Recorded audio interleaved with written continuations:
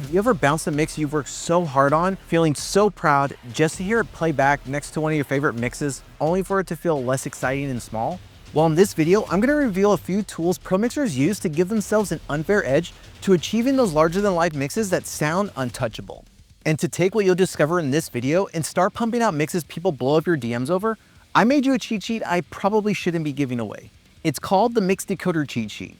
It's your unfair shortcut to unlocking mixes that sit shoulder to shoulder with the ones that have inspired you and make people stop and ask how you're doing it. And the first thing I'm going to start with is your Mix Bus compressor. Now, one plugin that's been coming up a lot more recently since its introduction is this Unfairchild compressor. It's designed by pro mixer Eric Valentine, who's worked on Taking Back Sunday, Queens of the Stone Age, and just a whole lot of other bands. And this particular plugin is emulating his actual hardware unit. Now, it is based on a Fairchild, but it does a lot of things a little bit differently. And the Fairchild wasn't designed specifically with rock or metal or harder genres of music in mind, whereas Eric Valentine produces a lot of types of music, especially rock music. Now, I've never been fond of the Fairchild compressor like a lot of pros are, but when I heard this one in particular, I started understanding why so many more pro mixers are starting to use this particular plugin in their mixes. So let me engage it.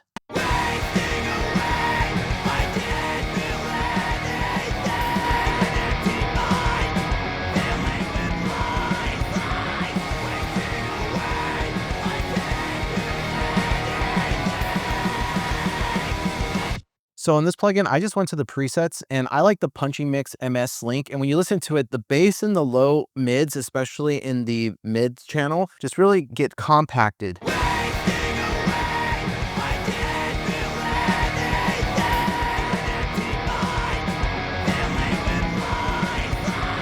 So this particular preset that I'm using, the Punching Mix MS Link, is really just gluing everything together to make it sound like a cohesive mix bus, which is what we want. But next from there, here's another plugin that is everywhere nowadays. And this one is called Gullfoss. And I'm just going to turn it on so you can hear what this one's doing.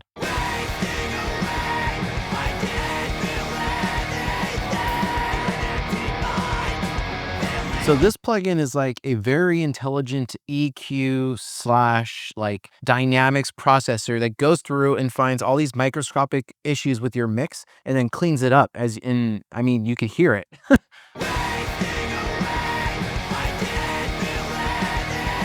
This one's on a lot of mix buses. Next, we're going to go to what I call, well, what me and my friends call the test mix winner, and this is Sonic's Inflator. A lot of like that abrasive upfrontness that you hear on certain tracks and pro mixes is actually this plugin. It works on everything, and it's a maximizer. And I remember one year at the NAMM show asking the Sonics guys like what's happening under their hood, if they could even reveal anything, and they were honestly like, we couldn't even tell you. We just know that there's a little bit of a lot of different types of things happening, and we just stumbled upon this tool working with this code that we had created. And it's been a staple in so many pro mixes, and you'll hear why right now.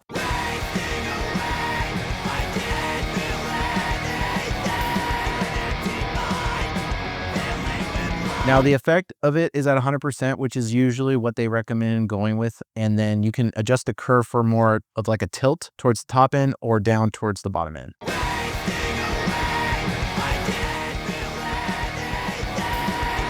And if you hit this band split, it splits the signal so that the maximizer is working on both ends of the spectrum. I just leave it on like that. Now, the next one is probably going to annoy people, and I'm not going to lie. I avoided using Ozone for as long as I could, just out of stubbornness. I felt like it was cheating, but as time has gone on, the more and more I do use it, I kick myself for not using it sooner. Now, if you're not familiar with Ozone, it's a mastering suite plugin, and it comes housed with a bunch of different effects that you would need for mastering a song. Now, something that I'm not going to do right now, but that iZotope have done the past couple of iterations of their plugins is introduce the Mix Assistant. Now, the first version of Mix Assistant wasn't very good, in my opinion, and it sounded kind of weird. Now, it's gotten much, much better, but it can get you into a good spot of where you need things to go level-wise, and then you can fine-tune it from there instead of guessing or just scrolling through the presets and not knowing really what you want. Let's take a listen to it with and without Ozone, and the level should go up now because we're introducing the mastering chain.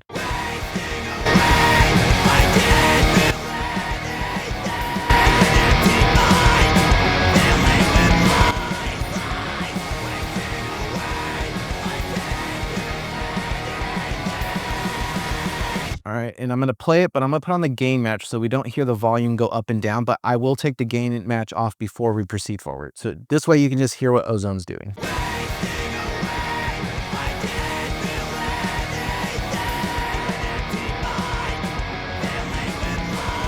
There's some EQ happening, a little bit of compression, some imaging, some clarity, the stabilizer, some dynamic EQ, and then the maximizer. And really, all in all, it's not really doing too much in my opinion, which is really good for a starting point. Now I'm going to take gain match off.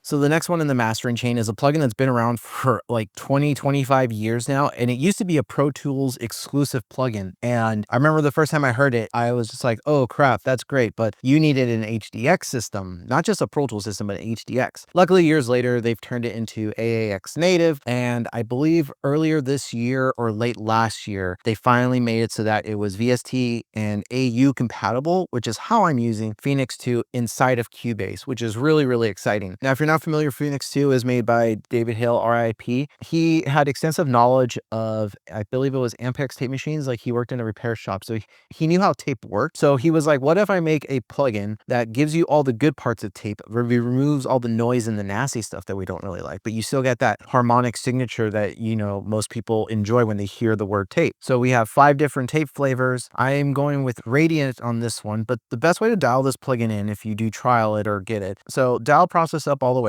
And then I'm going to bounce between the 5 different type flavors and then the 3 different brightness.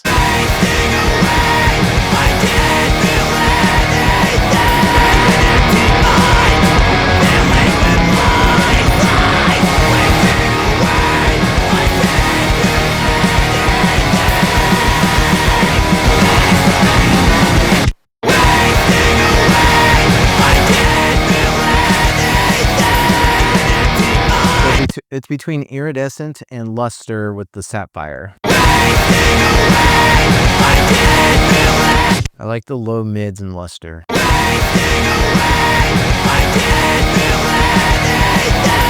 I'm going with gold here, just dialing it up. Perfect.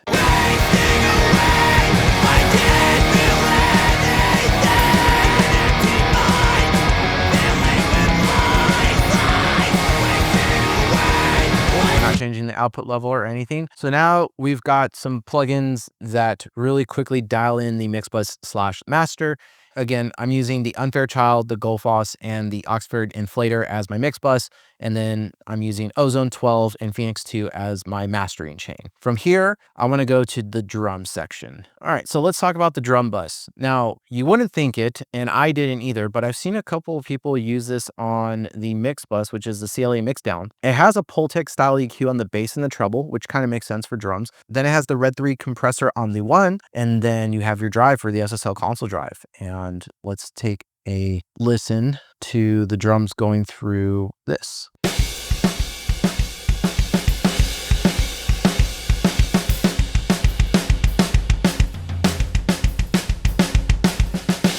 Yeah, it's very subtle and blew my mind, and works very, very quickly. Now, the next one is using this plugin called Patchwork. And this is a plugin I've seen people like Andrew Sheps and Jens Bogren use a lot, but it's to allow them to utilize this wet dry control. And then another plugin that I guess you can call cheating, but CLA drums. Throw this on overheads, very subtle, blended at 50%, and your drum bus will sound pretty sick.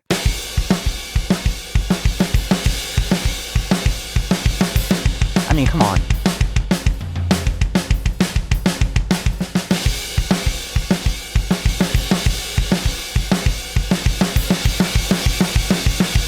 So that's just at 50% with that mix. Now, the next one is something that I've seen more in the metal genres lately, and it's from the EDM world, and it's literally using over-the-top processing. If you're not familiar with it, basically upward and downward compression, and it just hypes the sound to no end. And I will let you hear that, what it sounds like now, and then we'll dial it back down a little bit so that it's not so ridiculous.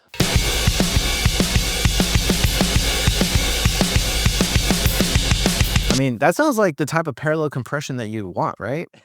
So time adjusts the attack and the release speed. I usually like this on 70 or on drums, and then I'm going to slowly bring in the depth, which you can consider the mix control.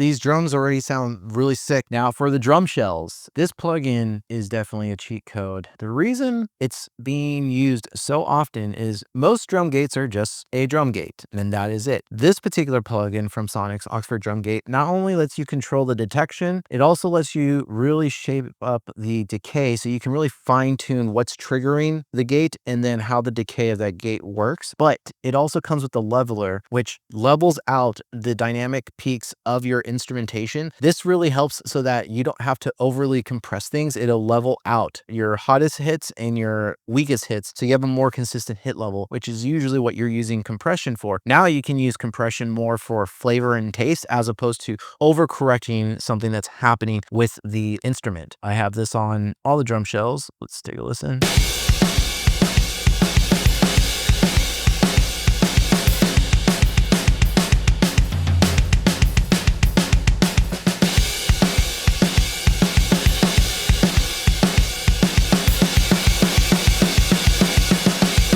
Now, the next plugin is another one from iZotope that I did not want to use for the longest time because I felt like it was cheating. There was no way it was this good, but I keep seeing it being used. It's like Ozone, but it's a more techie channel strip. And if you never used Neutron, it operates the exact same way. You have the assistant, which will listen to the audio, and then it will take what it's heard from the audio and then basically give you a channel strip starting point. And then you just come in and you fix things up. I know I already came in and I've adjusted the EQ. Sculptor is pretty cool because you can tell it, oh, it's this instrument. And it kind of gives you like an EQ curve that it thinks that type of instrument should be at. And then you can dial in exactly how much of that audio signal you want processed into this Sculptor curve. And then from there, there's a compressor. Density is basically upwards compression. So for the quiet parts, those parts come up, kind of like over the top compression does. But you have multiple bands you can do this on, but this is that control. And then there's an exciter in here as well. And something else that they've done that I forgot to mention with Ozone is that when you're hearing the assistant view, you actually have a few controls that you can like move around and streamline what is actually happening on the other panel. So this is more of like I just want to dial in a quick tone based on the mix assistant and just tune it from here. Whereas this is for the nerds like me who want finer control over everything and go in there. And I've already had it conform the kick, as well as the snare. And then I did the same thing for the toms, I believe. Let me get that over there. And let me make sure, because maybe I didn't for the toms. Okay, so I don't think I did for the toms. So let's relearn.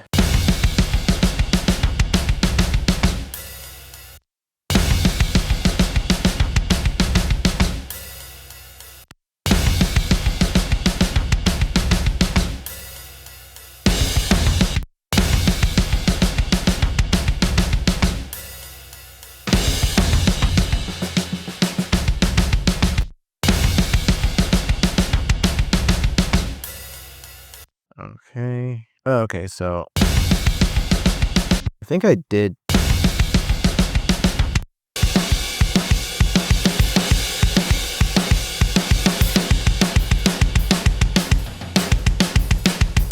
All right, those are the toms, hi-hats I have lowered, and then you're going to see a couple of the same things like Neutron on overheads.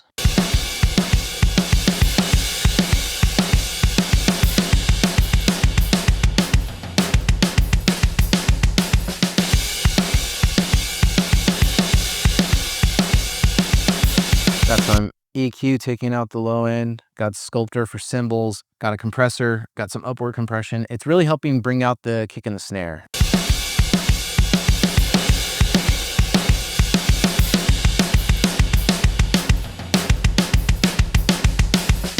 And then right after it, we got this instance of the Unfair Child. I got the Punchy Drums preset on the overheads and it sounds sick. Then I'm using this instance. So one thing with Neutron and with Ozone 12, you don't have to use the suite. You can use just the individual plugin instances that you would want to use as well. So I am using the unmask feature to sidechain from the guitars on the overheads so that the cymbals duck out of the way of the guitars in certain parts. It won't happen right now because the guitars are muted. And then for the room tracks, all I did was run the Mix Assistant on the rooms, went through, adjusted the EQ, and that was it. And I can see that is why pros love these plugins. And then using Unfair Child on the rooms.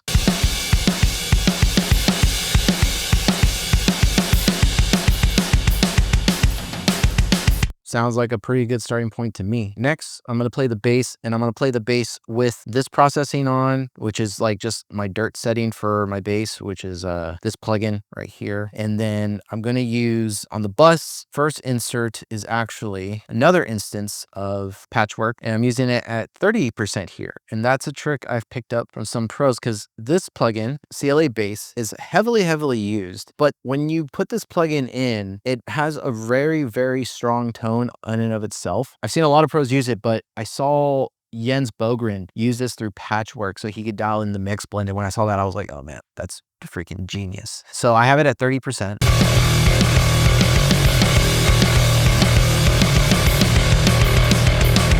This brings out a little bit more of the mid-range growl and tames everything else. Now this one is really sick too, and it's like I guess a hidden gem. This one is a bass compressor, and the way this one works, it's double tap from Submission Audio. You have two different saturation styles, and then you have like an EDM button for like synths and things like that. This side of the compressor only works on the low end spectrum. This one works on the overall spectrum of the bass guitar. This volume is only for the low end. This one is for the entire signal, and it really helps dial in the bass compression very quickly without having to use multiband compression and or like a distressor or some other type of like 76 plugin or something like that.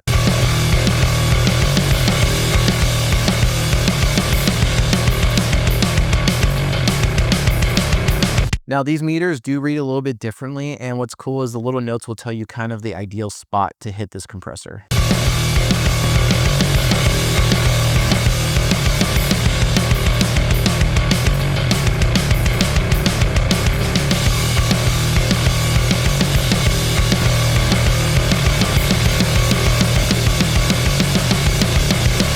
Here, it just makes it all uniform, and it's literally two knobs. You want it to peak around orange here and orange here, barely peak on like the higher pick parts, then adjust the volume and you're done. Pick your saturation. That's your bass compression with like what, 4 knobs and a button. Now I have another one. You've probably seen this. If not, is another cheat code plugin. This one is Track Spacer from Waste Factory. It is used most oftentimes to send the kick drum onto the bass track and then have the bass duck every single time the kick hits, but it's used all over the place. It's just like the new standard go-to for sidechain processing, and this has the sidechain from the kick.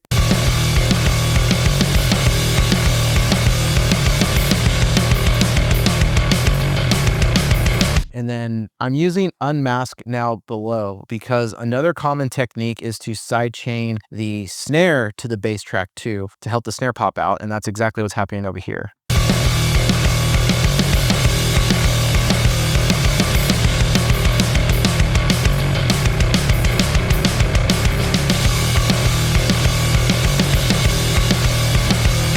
You're wondering why Unmask over Track Spacer? When I was A/Bing Track Spacer and Unmask, I liked how they were working together in this capacity. When I used 2 instances of Unmask and 2 of Track Spacer, it wasn't giving me the right feel. This worked exactly how I wanted it to work. It was just a preference thing. So from here, we go to the guitars, and now I'm going to bring those in. Now this next one is a plugin that I don't think anyone outside like the electronic dance music world knows about. I know when I found out about it, I was like, what is this monstrosity?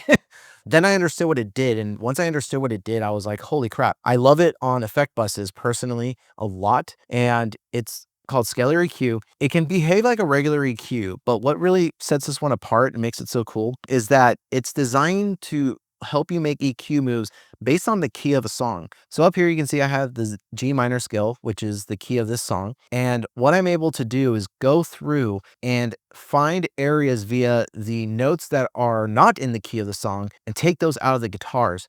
Instead of just using like a blanket EQ, which will remove notes and frequencies that are in the key of the track, this is only doing it based off removing frequencies and notes that are not in the key of the track. And up here you can see a little keyboard. It's grayed out. You take out these mids, but you take out the mids that are based out of the key, and all of a sudden the guitars just open up.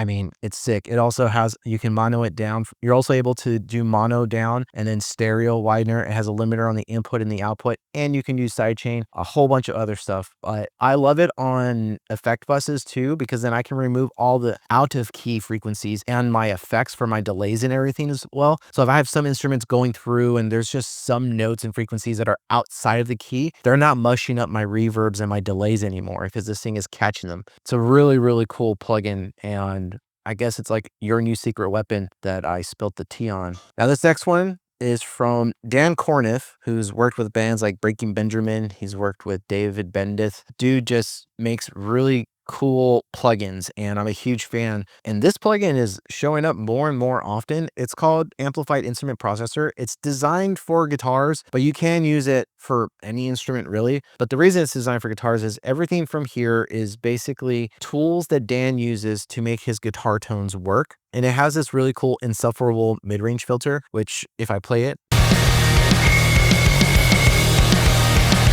will create basically creates like the whistle sound so that you can hear those harsh frequencies. You have three options. I have it on the third one. There's like stereo adjustment. There's a proprietary signal processing too, which is what happens in the back over here. Now over here in the back, something that's really cool before I get into what this stuff is it allows you to essentially have like a single band compressor, kind of like a de-esser or a multi-band, and you can like boost or remove frequencies in a certain range, and then you can see the EQ curve from these EQs over here on this side. Then over here you have oversampling, and then this is the proprietary signal processor. So when that's on, which is this little red light right here, come out here, this is going to change the sound of what's happening to the guitar. So right now it's warm and round and tube inspired. Then we can go to the second one, exaggerated bottom and top sparkle. And then aggressive mid-range.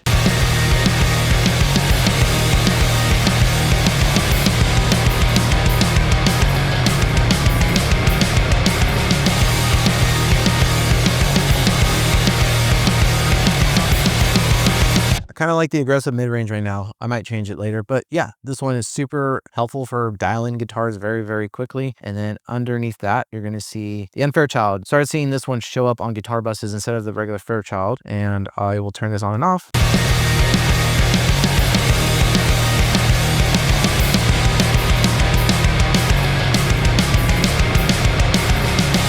It's on the rock guitar preset. It's very subtle, but it just kind of glues everything together. Now, let's talk about some of the stuff on the guitars. I am going to ignore all the amps for the most part. And then over here is a cool plugin from Cashmere, and it's kind of like Patchwork, but instead you just have like a single lane of plugins. This one is called Leader. If I wanted to, I could put this plugin called Chain Follower on whatever channel I wanted, hit sync, and then all the controls here would basically tell the other ones what to do. So it's a nice way to like group control everything. And then I have Patchwork over here. And then again, I'm using Neutron, and I went through the Mix Assistant and it sounded fine, and I moved on with my day.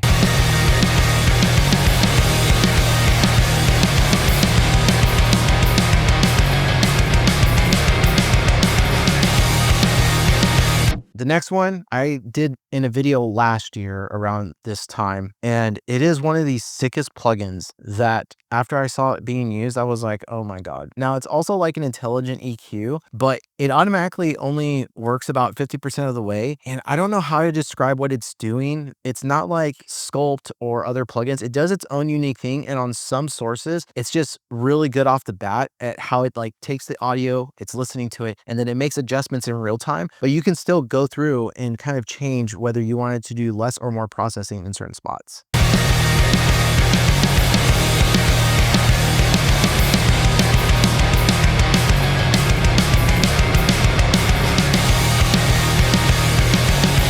So when I go down, there's less processing.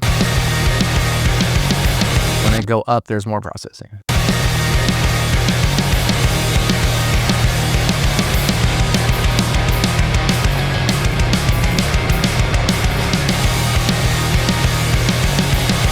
And that's just very quickly evening out the lead. Then I have scalar EQ on this guitar over here. It's cleaning out the mids, it's adding some low pass, and then it's also adding a little bit of what's called their magic shelf, which is a little bit different than a regular shelf. And then I literally just have equalizer on default on all these other stuff.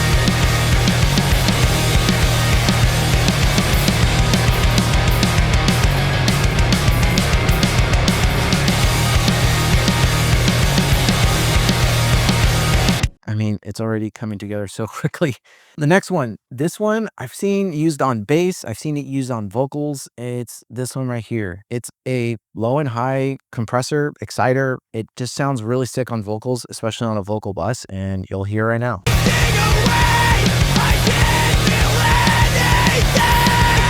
And actually, let me just engage all these equalizers. Their default setting, didn't do anything else to them. This equalizer is also really great on getting like strings and choirs to sit in the mix really quickly and not have to do anything to them. It's awesome.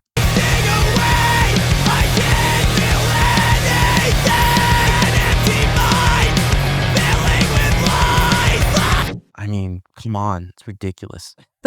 All right, Oxford Inflator on vocals now.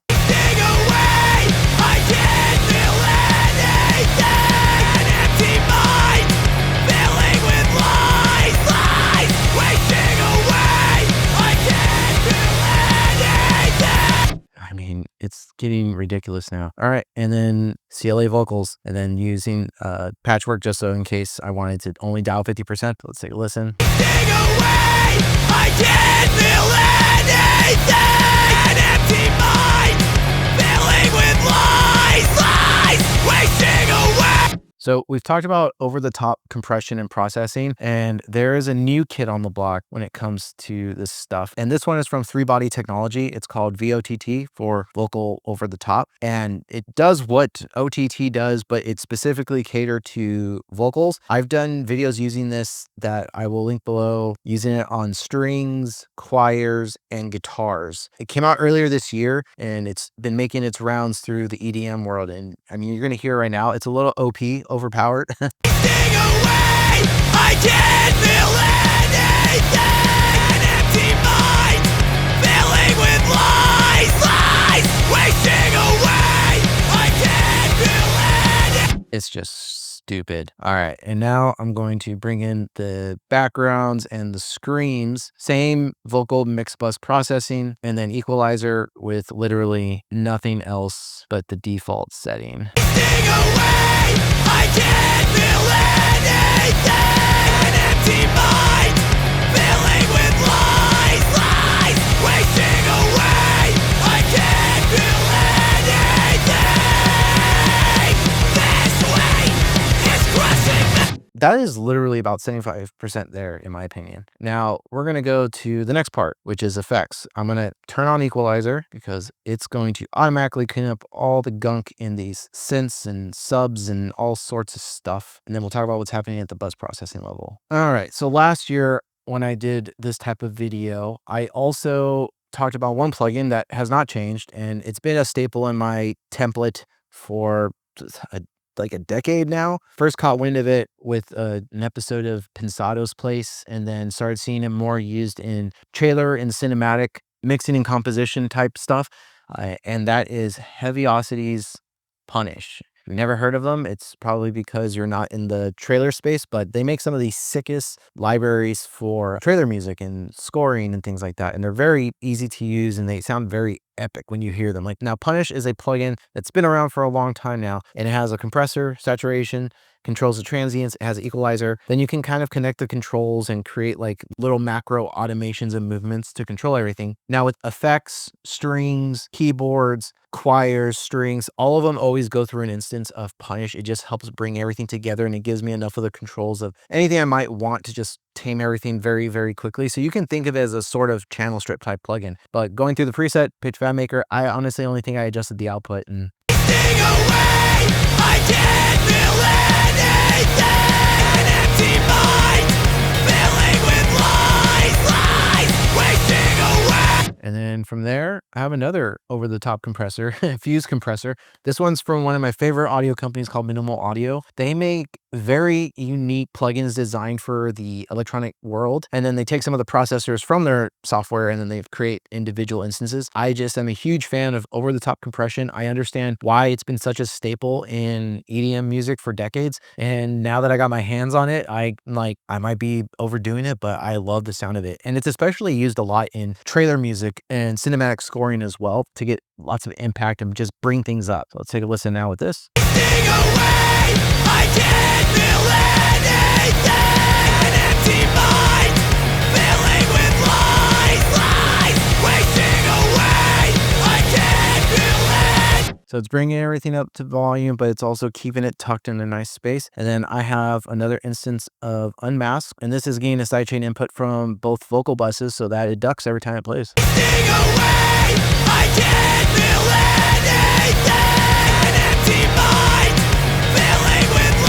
And just so you have a reference point, this is where we started.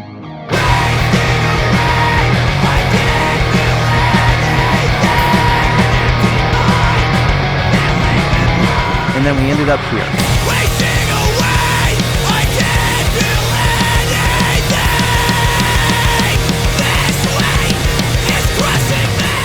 And if you want to start releasing mixes that people wonder how the hell you're pulling it off, grab the free mix decoder cheat sheet below. So now that you've seen some of the exact tools pros use to give their mixes an unfair edge, you're about to start dialing in the most musical, three-dimensional mixes of your life. But that's just the tip of the iceberg, because there's several hidden gems pros still can't stop reaching for, even after several decades. Which is exactly why you can't afford to skip this next video, where I reveal the timeless studio weapon that's helped pros shape countless Grammy-winning records.